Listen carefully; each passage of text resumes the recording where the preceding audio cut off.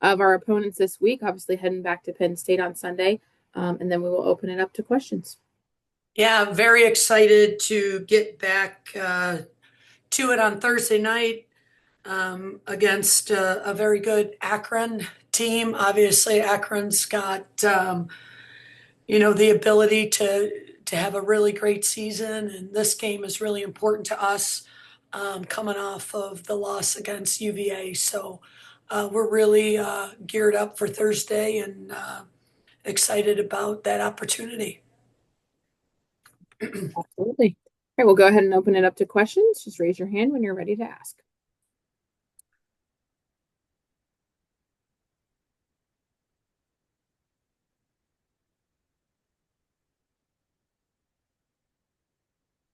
All right, Cody Nesper, you can start us off today. Hi, Nikki. Good morning. Good morning. Just wanted to ask, do you like when you end up doing double headers with the men? Does it kind of add a little bit of buzz to the day and in the stadium? Yeah, I mean, I love that dance strats. I remember when I used to cheer him on as a player here. So absolutely, it'll be exciting for both programs, and I think it's a great opportunity for us to promote soccer and just to make sure that we get a great crowd and we just embrace a great soccer night.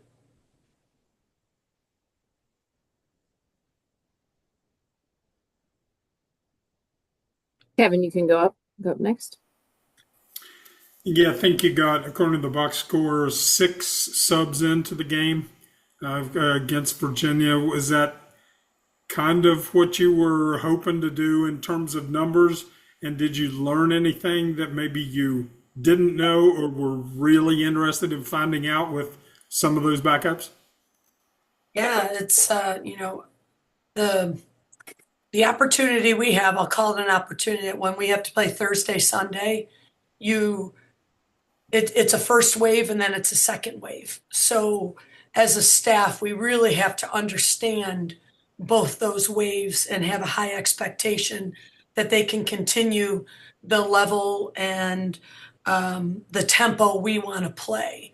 So I probably felt that I could even gone a little deeper in that 6, but it's really going to be important as we move on, especially in women's soccer, that we have that opportunity to play Thursday, Sunday, and the depth of that the intensity of those loads that our team has to perform in. So it's really important that we have a strong first wave and second wave. And I was pleased. I thought some kids really stepped up, and then it also allowed me to see where I have to be better as a coach and get them quickly developed. And then not necessarily in terms of the result, but the pace of play that you mentioned. Happy with that? Does that need to bump up, change any? Well, we didn't score, but we created a lot of chances. I thought we played with a very high tempo.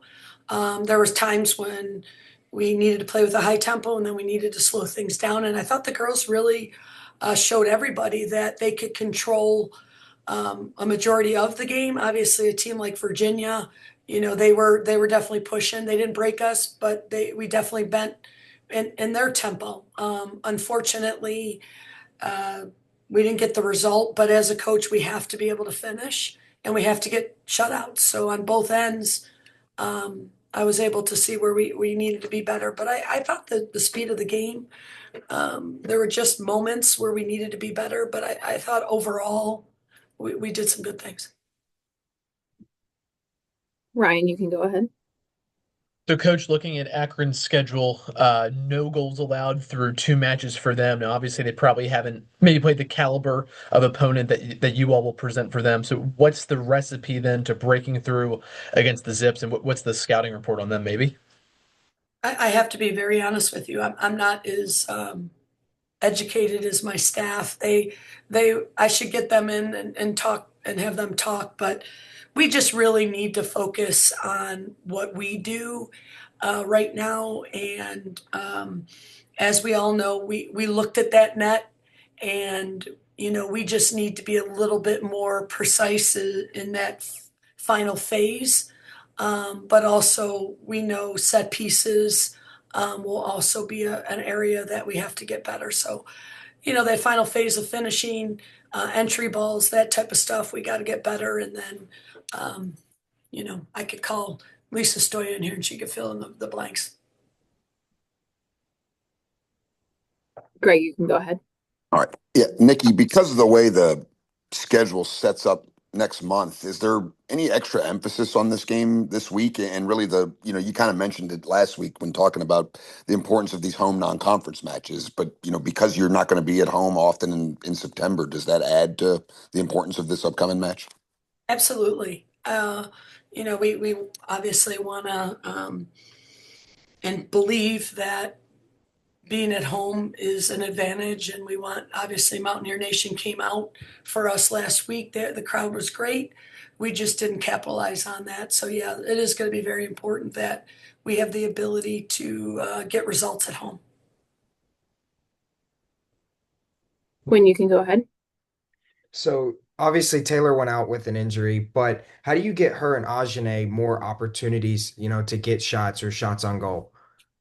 Yeah, it's a good question. It's very important that they have to find the ball too. I think that, we'll move the ball, but they also have to be in the right spots, but also demand it.